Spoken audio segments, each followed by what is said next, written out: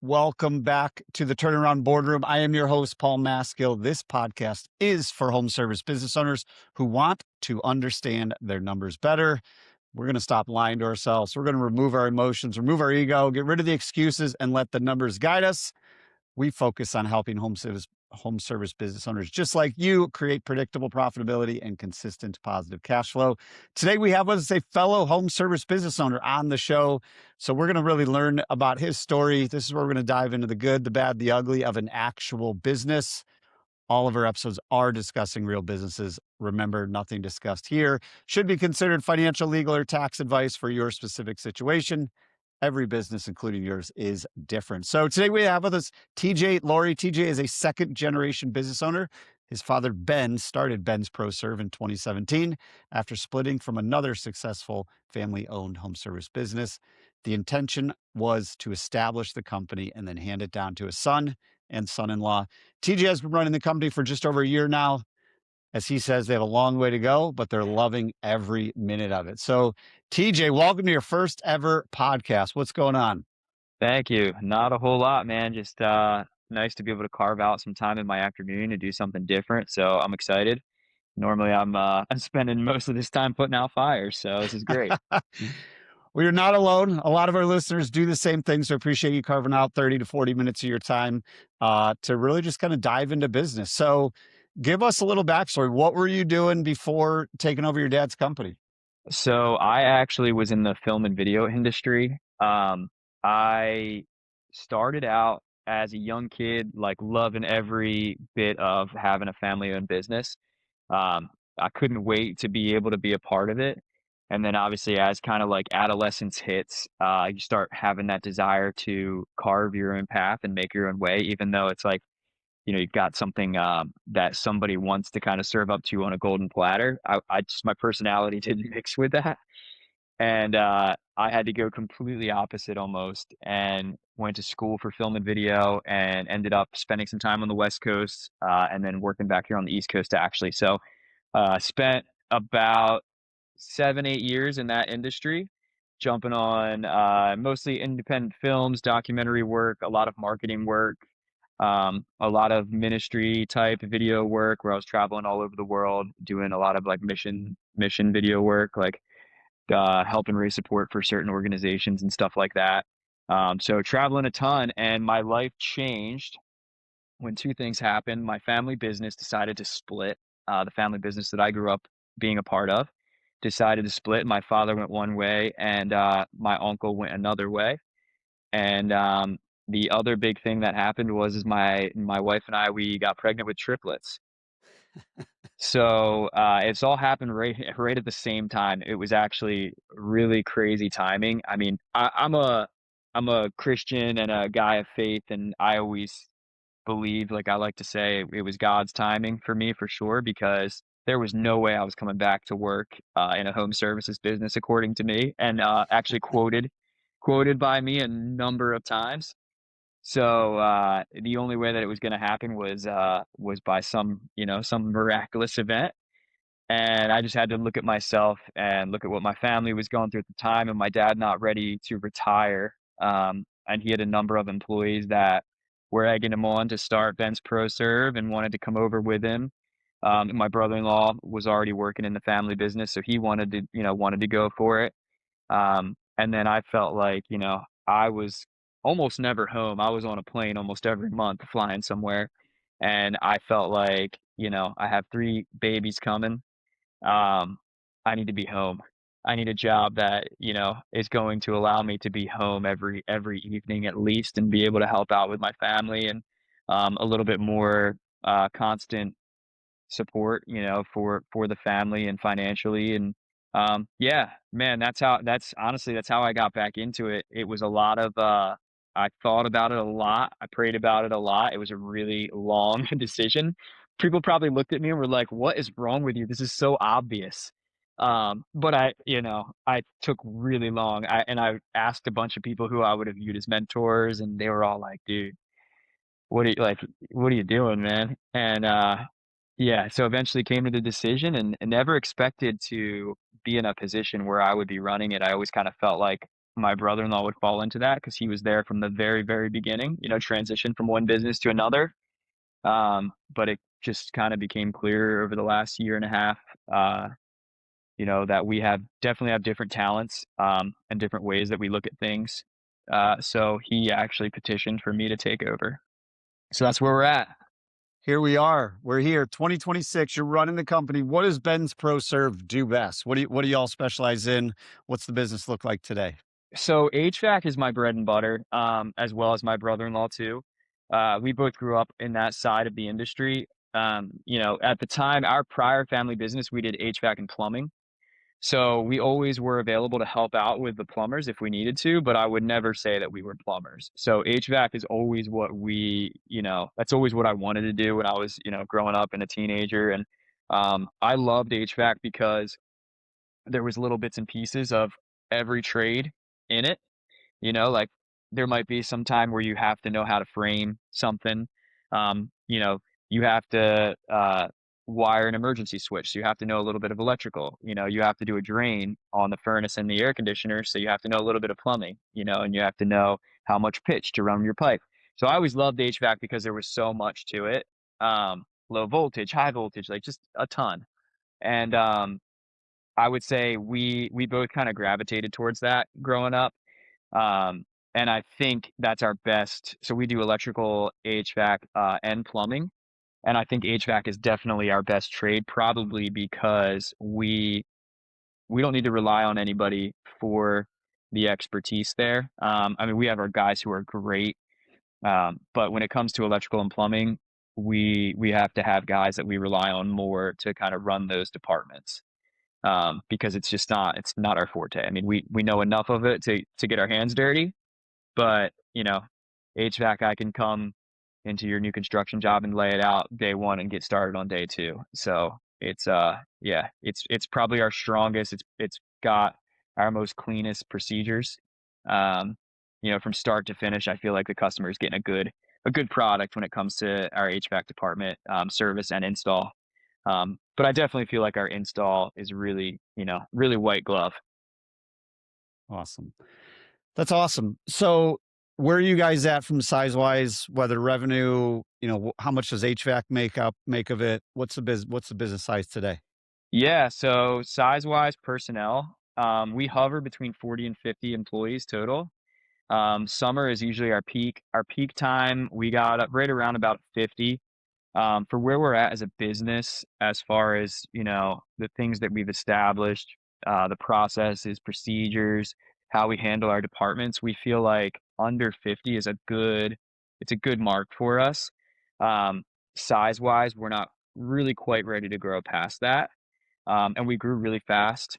We got really big really fast, I always say. Part of that was growth by acquisition because my father always said we came from a bigger company, and he always said, "I don't know how to run a small company. I know how to run a bigger company." So um, that was a big learning, a big learning experience for my brother-in-law and me to be able to manage all of those people. So that's been a big core task of ours lately, is kind of breaking it down smaller so that it's not all falling to us or falling to one person here and there.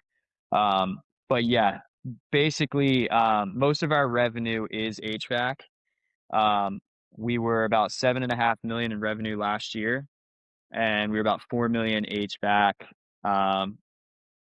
about 2.5 million plumbing, and then 1 million electrical. Kudos to you. 40 to 50 employees. That's a big, strong team. What's the breakdown of? Do you guys do any construction work? Is it all service and replacement? What's your breakdown there? No, we do more and more construction work actually. I mean, over the last couple of years, we've gotten more into it. And I think that's been just for us, we we always like, probably to a fault at sometimes, is and it's me. I want to keep our guys working. I don't ever want to have to lay anybody off because we're in a slow season. And so I've pursued contractors and new construction work, to where we're probably at, like in HVAC, we're probably at like an 80-20 split. So 20% new construction. Um, I focus on, having a crew or a couple crews that are kind of designated for that now. and then we kind of fill in the gaps as needed. Um, but yeah, it kind of was birthed out of a place of, coming out of COVID, there was so much residential swap out work, so much work. And now we kind of know the narrative that people were sitting at home and they didn't necessarily need to replace their systems back then. But there was all sorts of great rebates and financing and all the stuff that was being thrown at stimulus checks being thrown at people. So we know a lot of people made the choice early to replace those systems. So if you're like most companies, you're coming in, out of 2023 and 24 and 25, you probably had a down year or two, where you really struggled finding that swap out residential work. So that kind of, we've always done a little bit of new construction, but it's been like 5%, 10%, like maybe a house or two a year. Now we're doing, 4, 5, 6 houses a year. And through all three trades. Gotcha. Yeah, and that's still a pretty healthy number to be at. So we had Dylan Caraway on the podcast as well. He works with Live Oak Bank and does purely SBA financing for acquisitions and growth and whatnot.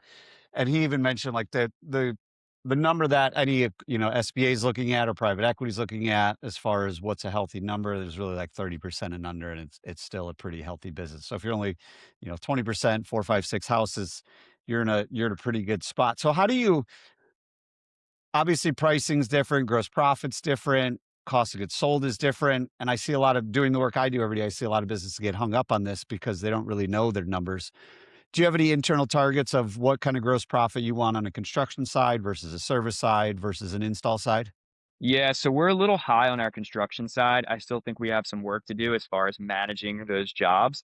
Right now, we've determined that our gross margin has to be about 37% on new construction, um, which I know is a little high. We don't we don't usually hit it, but for me, it's like it's good to have a higher number to aim for, and that helps our project managers you know, kind of be able to keep their foot in the gas a little bit. For residential swap outs, we're 50%. So Awesome. anything above 50% is amazing. And obviously, we're still happy if we're over 40, but we start hitting under 40 and we're like, what happened here? That's where we got to do some digging. Yeah. Gotcha. And do you guys for any of your construction stuff, is it all in-house? Do you guys use any subcontractors? What's your ideal model? No, we do everything in house. Yeah. We tested out those waters a few years ago and it wasn't for us. I don't blame you. Yeah.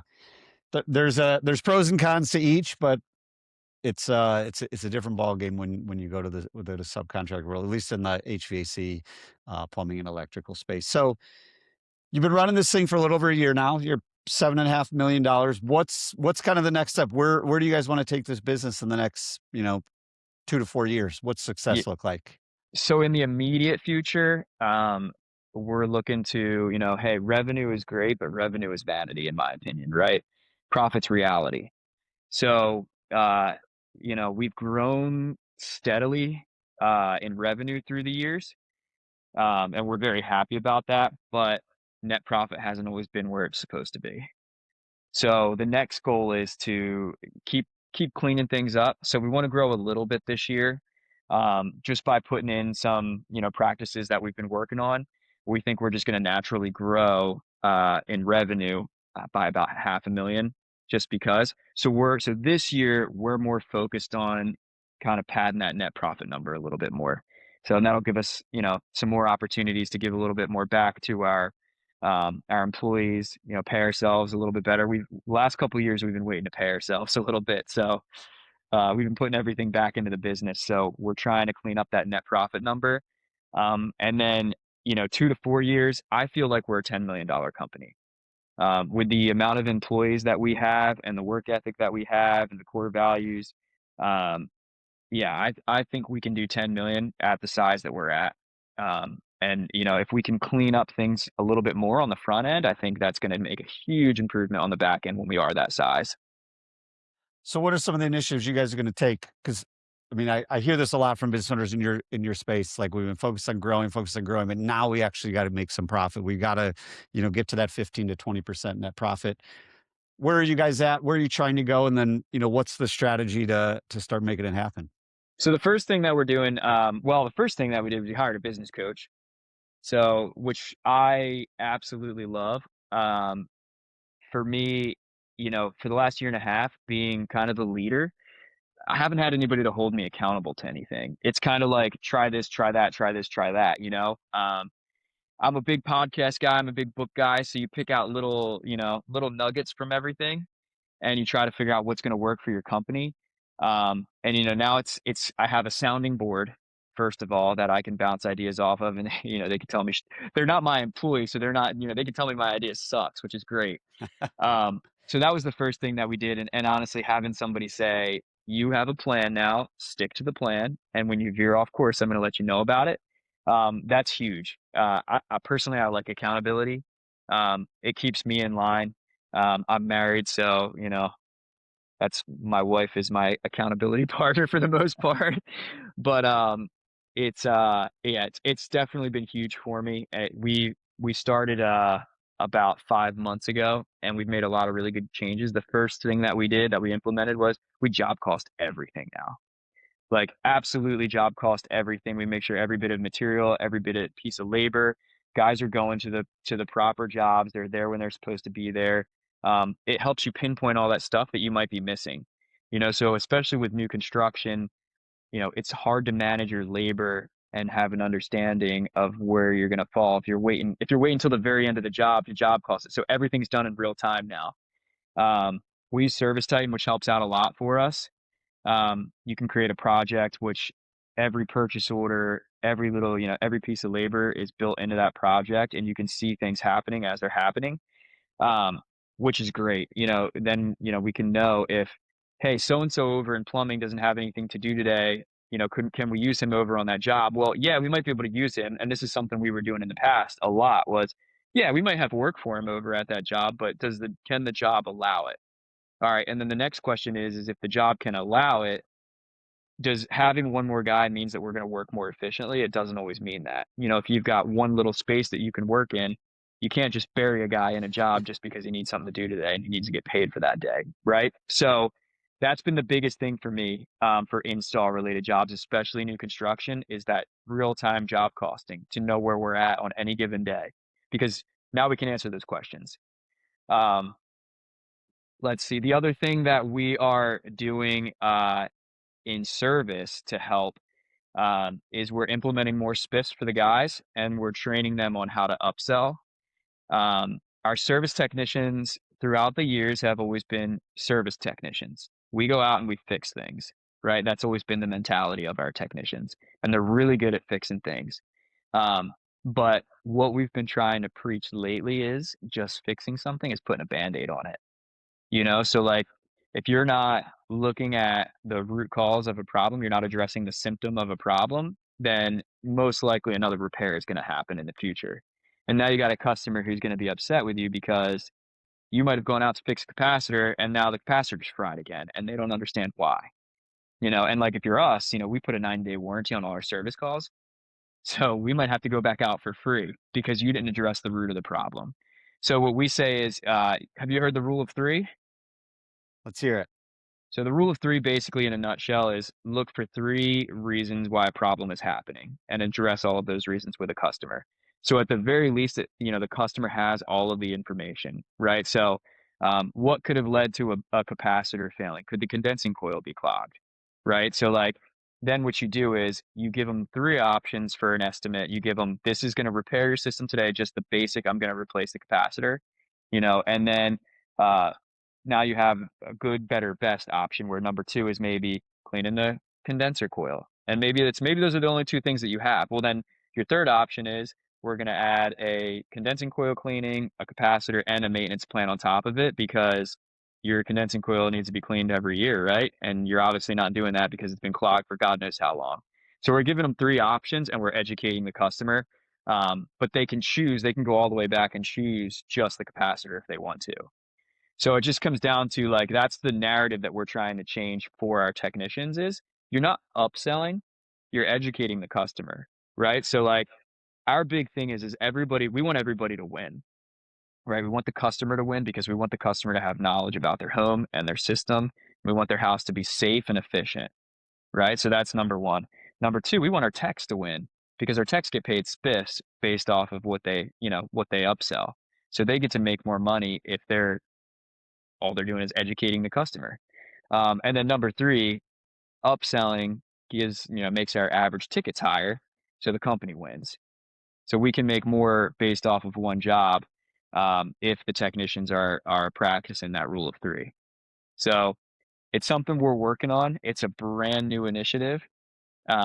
I've got my work cut out for me, but I'm excited about it. I like to coach. I like to teach and work with the guys. I'm trying to learn how to carve out more time for myself so I can spend more time teaching and coaching instead of putting out fires.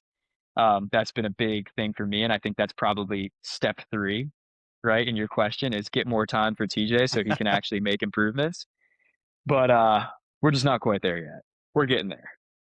Yeah, and a couple of things that you said, TJ, I think our listeners can really take away is, going back to the job costing even, I see it all the time. It's like, well, how much do you spend in material? They're like, well, it's about $100. It's like, well, is it about 100 or is it Or is it? 112? Is it Yeah. 115?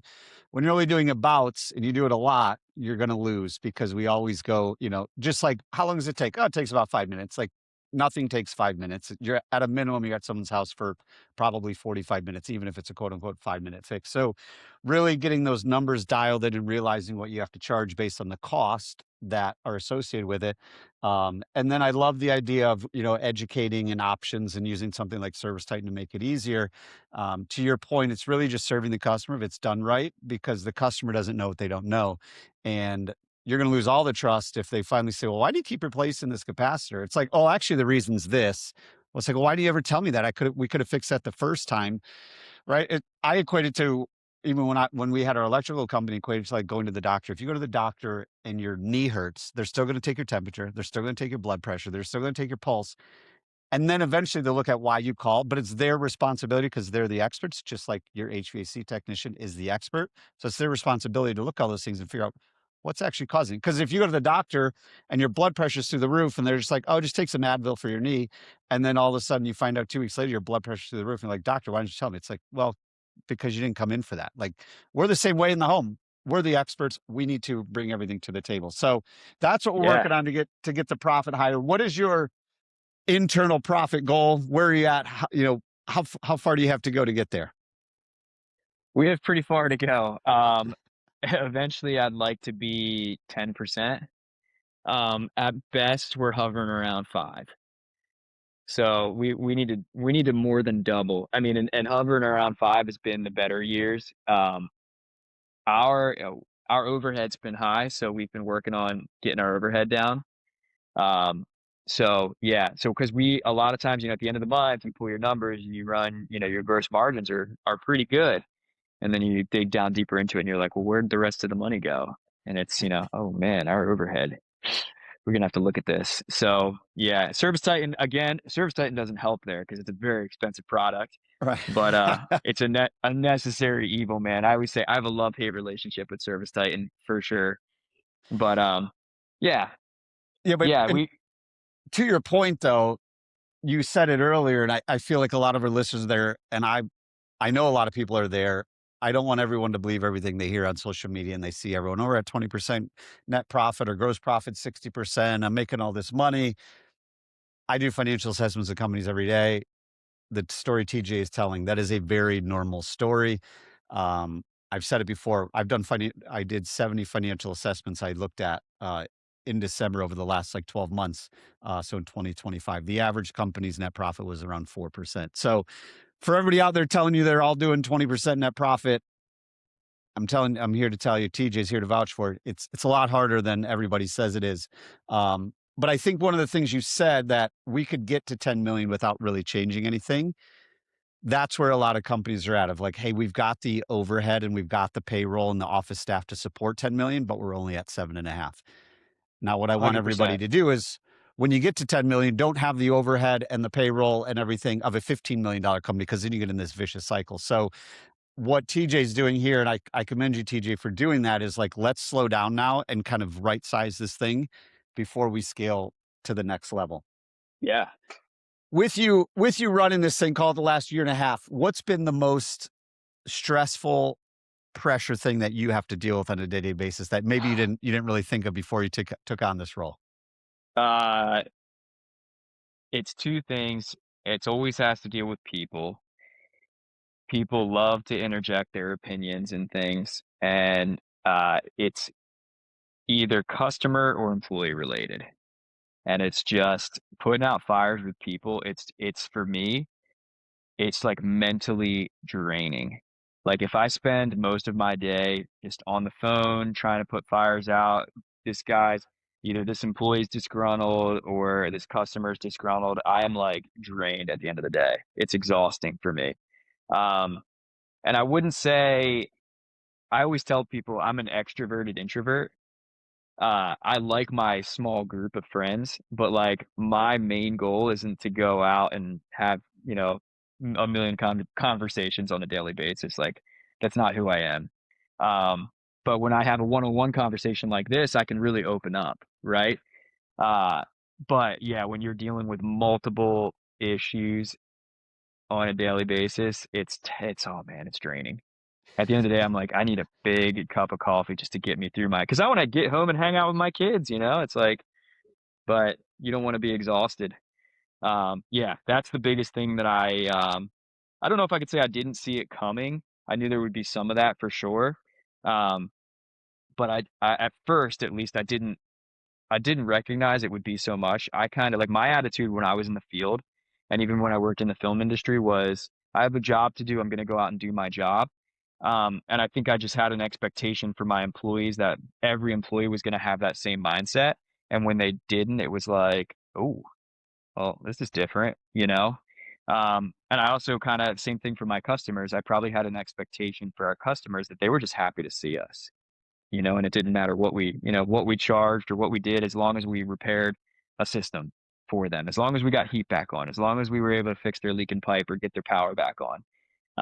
And I kind of missed the fact that not everybody was going to be happy that our prices are what they are, or our technician forgot to put booties on because that still does happen. As much as we preach against it, it still does happen from time to time. And yeah, dealing with those calls is not a I deal with less and less of them for sure. I've been able to delegate a lot, but I still do get the really bad ones. That's the thing. I get less of them, but I get the really bad You ones when now. it goes to the top, there's nobody above you, so you gotta deal with it. Exactly. Yep. Yeah. So, to go from where you're at, call it $7.5 million, 5% net profit, you know, 2 to 3 years from now, you wanna get it to 10 million, call it 10 to 15% net profit. You're working on job costing, you're working on options, getting the average ticket up, getting the closing rate up, making sure your gross profit's dialed in. What do you foresee are the biggest barriers to go from where you're at to that $10 million more profitable mark? Yeah, going right in line with what we were just talking about, it's gotta be employee buy-in. Um, they have to understand the vision and the mission, they have to understand that like this isn't for TJ to go out and buy a big boat. It's for everybody that works for the company, like we truly do want to take care of everyone that works for us. Um, we think if you earn something, you deserve credit for it, right? Like if you earn that job and you were the reason that that customer booked that big job, then you deserve something back for that, whether it's in profit sharing or spiff. I really do want all my employees to win, and I really want them to understand that. But they have to buy in. In order for us to all win, they have to buy in and be able to view it as this is the best thing for the company. It's not because Stan, Ben, and TJ want a bucket of money, you know? Not that we don't, but it's we truly care about our team. Um, and none of us wanna none of us wanna get filthy rich. Um, we always say, we want everybody to be comfortable. And we think that everybody has a path to get there with us. It's just, are we going to get there? Right. So, yeah, employee buy-in for sure. And, now that we've kind of established, like, there's always a moment of transition, right? Because my father's a product of the 70s and 80s. So, being a product of the 70s and 80s, there wasn't this whole mission statement, core values, vision, like, people when I said I have that expectation that you just come to work and do your work, that's kind of how I was raised, right? And that's kind of how the employees at that time were. It was just like, hey, this is my job, this is what I do. Nowadays, like millennials and even Gen Z, I feel like they're looking for a purpose. They want to be in line with the company's mission before they get a job. Um, so, we found ourselves needing to go back and now transitioning from Ben, it was kind of like, Ben, you didn't need to know what Ben's mission and vision were because Ben was the big boss who just did what Ben said. Now that we've transitioned away from Ben to me, we've needed to establish those things. Number one, we have a younger workforce that wants to hear those things from us.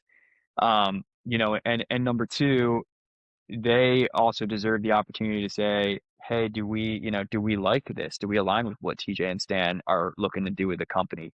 Is it cool that they want to put their own spin on it? Because, we could have kept things the way they were and just, not changed, but we recognize that we're not going to grow if we don't change. Um, and we feel like we need to grow. We need to at least, we need to grow in the ways that we're aiming for. So yeah, so Dan, that was a really long-winded answer. Um, but employee buy-in for sure, and they need to recognize either I'm buying in or, they need to go make a move and go somewhere else. Yeah, and to your point of, from Ben's standpoint to TJ's standpoint, it can get tricky in the trades with the mission, vision, and values because historically, even now, the average age of people in the trades is still they were the products of the 70s and 80s, right? The average age Right. people in the trades is 55, 60 years old. But we have like, the people are just show up, work hard, shut up, and be grateful you have a paycheck versus the other people who want to buy into the mission and vision. And it's like, how do we build this organization where, everybody can win? And to your final point, you know, at some point we have to realize that this isn't for everybody. And to me, the best part about that in the trades is if you decide they're not the best fit for your organization today, they can be reemployed by somebody else in the trades by the end of today. So it's not like you're putting them out there and they're not going to have another opportunity. It's just what they're looking for isn't aligned with our mission and our vision and our values. So Right. um, good luck to you, TJ.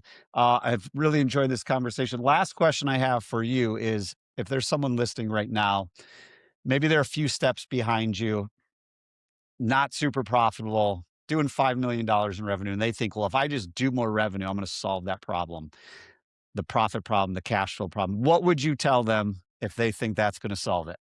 I would say you are not going to solve it. Obviously, everything starts with sales, right? But just adding more sales on top of sales on top of sales. If you have a problem in the underbelly of your business, more sales is not going to fix it. We tried for 2, 3 years to do that. And what's funny is when we were smaller in revenue, our net profit was higher. And the larger that we've grown in revenue, the smaller our net profit has been. So those problems, if anything, they actually just multiply. So you think you might add more to your bottom line by growing revenue, but the small problems that you have are just going to increase. I mean, they're there. It's just the size that they're there. So my recommendation, and like I have these conversations all the time because we're friendly with other companies in the trades. I view it as like, hey, even though it's competition, it's friendly competition. And I got a few guys that we all pick brains and see what everybody's doing and see what the hardships are. And some of these guys are pretty small, and my recommendation is always to them is like, look, I know you guys look at us and you're like, oh my gosh, you have 20 some trucks on the road. That's amazing. I see your trucks everywhere. And like, yeah, it feels good when people say that. But at the end of the day, I'm like, what's your net profit? And there's a few of them that their net profit's better than mine. If we're just talking dollars and cents, not a percentage, their net profit's better than mine, and they're doing way less in revenue and they have way less trucks on the road. So what I always say to them is I say, look, just being honest here, focus on your company, keep things clean, keep it as simple as possible. The rest is going to come. But if you don't focus on, processes, procedures, making sure that things are clean, it's just going to, like I said, it's just what problems do you have? Okay, do you want them to be big problems or small problems? If you want them to be big problems, go ahead and just focus on your revenue because I guarantee you those problems will just become big problems. Well said. TJ Laury, thank you again for coming on the show today. If our listeners want to connect with you and just talk shop, what's the best way for them to reach out to you? Instagram, probably the best for me personally, TJ Laury 17. Um, keep it simple, just my name and my hockey number. I was gonna say Uh, that seemed like a hockey and you seem like a hockey player. So yeah, that yeah, that's my fits. sport. I'm super pumped right now. I'm living on that USA hockey high. That was awesome. Um, first gold medal in 46 years. So I know somebody could be listening to this podcast 2 years down the road, but we just won the gold medal, so we're pumped. Yes, Um, as a recording, won the gold medal 2 days ago. So TJ's yep, pumped. yeah. Yeah, so So that's probably best. Facebook, I'm a millennial. I don't check that a whole lot. Um, yeah, if anything, Instagram would probably be the best shot, or email, which is just my name again, TJ Laury at bensproserve.com is always cool too. awesome, TJ. Appreciate it. Everyone else out there, if this episode sounds familiar or inspires you and you want to be a guest on the show, just like TJ, send me an email to come on the show, Paul at the bluecollaradvisors.com. Our number one focus is interviewing home service business owners who are either stuck in the grind or made it to the other side. Thanks, y'all.